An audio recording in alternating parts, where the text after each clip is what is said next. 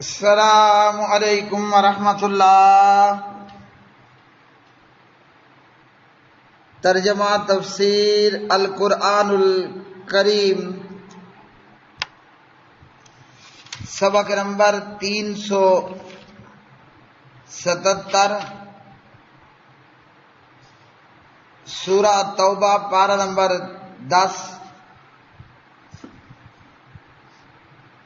آیت 92 تا 93۔ اعوذ باللہ من الشیطان الرجیم۔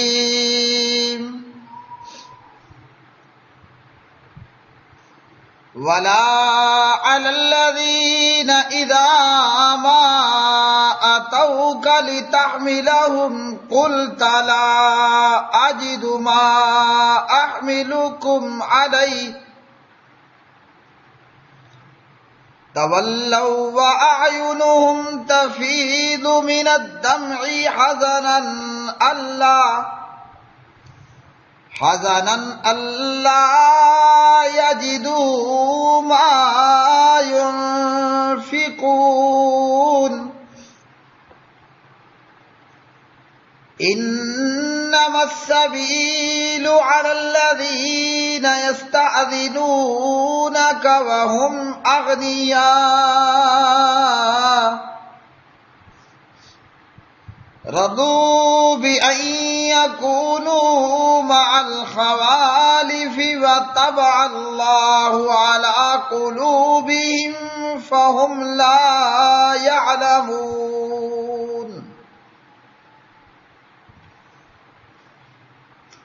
اور نہ ان لوگوں پر کہ جب بھی وہ آپ کے پاس آتے ہیں تاکہ آپ انہیں سواری دیں، تو آپ نے کہا کہ میں وہ چیز نہیں پاتا جس پر تمہیں سوار کروں، تو وہ اس حال میں واپس ہوئے کہ ان کی آنکھیں آنسوؤں سے بہہ رہی تھیں، اس غم سے کہ وہ نہیں پاتے جو خرچ کریں۔ راستہ تو صرف ان لوگوں پر ہے جو آپ سے اجازت مانگتے ہیں، حالانکہ وہ دولت مند ہیں۔ وہ اس پر راضی ہو گئے کہ پیچھے رہنے والی عورتوں کے ساتھ رہ جائیں، اور اللہ تعالیٰ نے ان کے دلوں پر مہر کر دی، سو وہ نہیں جانتے۔ ولا علی الذین، اور نہ ان لوگوں پر کہ اذا ما، جب اتوکا، وہ آئیں آپ کے پاس، لتحملہم، تاکہ آپ سواری دیں انہیں، قلتا، تو آپ نے کہا، لا اجد،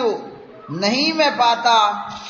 ما، ایسی چیز کے، احملکم، میں سوار کروں تمہیں، علیہ، اس پر، تولوا، تو وہ لوٹے، وَأَعْيُنُهُمْ، جبکہ ان کی آنکھیں، تفیض، بہتی تھیں، من الدمع، آنسوؤں سے، حزنا، اس غم سے، اللہ یجدو، کہ وہ نہیں پاتے، ما، جو، ينفقون، وہ خرچ کریں۔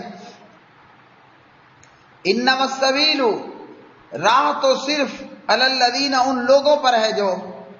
یستأذنونک، اجازت مانگتے ہیں آپ سے، وہم، حالانکہ وہ، اغنیاء، مالدار ہیں، رضو، وہ راضی ہو گئے، بأن، اس بات پر کہ، یکونو، وہ ہو جائیں، مال خوالفی، پیچھے رہنے والی عورتوں کے ساتھ،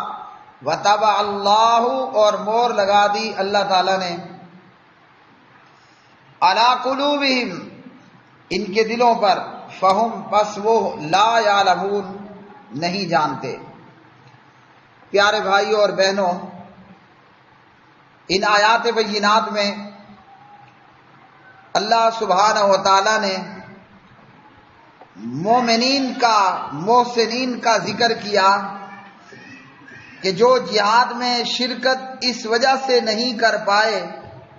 کہ دور دراز کا سفر تھا اور سواری یہاں موجود نہیں تھی، نہ تو پیغمبر کے پاس علیہ السلام اور ان مومنین مجاہدین محسنین کے پاس۔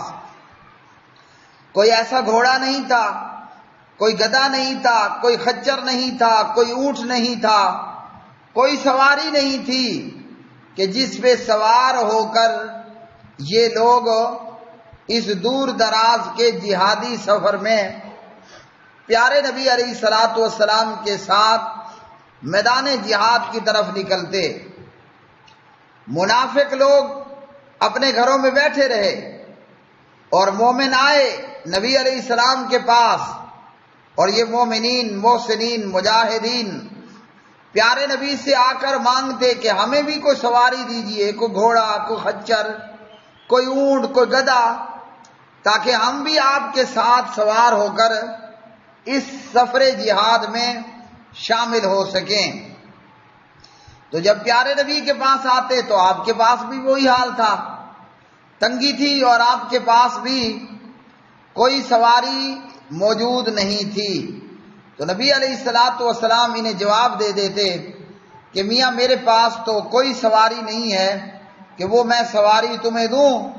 اور میرے ساتھ تم جہاد کے لیے نکلو۔ تو یہ مخلص مسلمانوں کا گروہ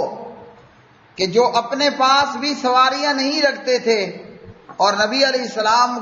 کے پاس بھی انہیں دینے کے لیے کچھ نہیں ہوتا، تو اس پر یہ اتنے روئے کہ ان کی آنکھیں پانیوں کے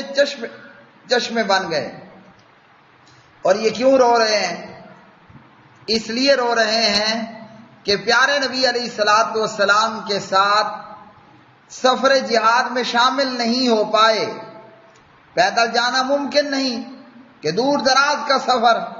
اور سواریاں سوار ہونے کے لیے موجود نہیں ہیں،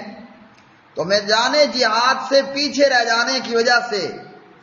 ان کی آنکھیں زار و قطار آنسو بہایا کرتی تھی کہ جہاد کی فضیلت اور سعادت سے مال اور سواریاں نہ ہونے کی وجہ سے محروم ہونے کی بنا پر ان کی آنکھوں سے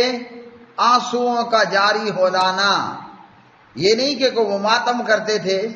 شدت غم سے ان کی آنکھوں سے آنسو جاری رہتے اور آنسو جاری ہوتے۔ تو فرمایا اللہ رب العالمین نے کہ ان لوگوں کے اوپر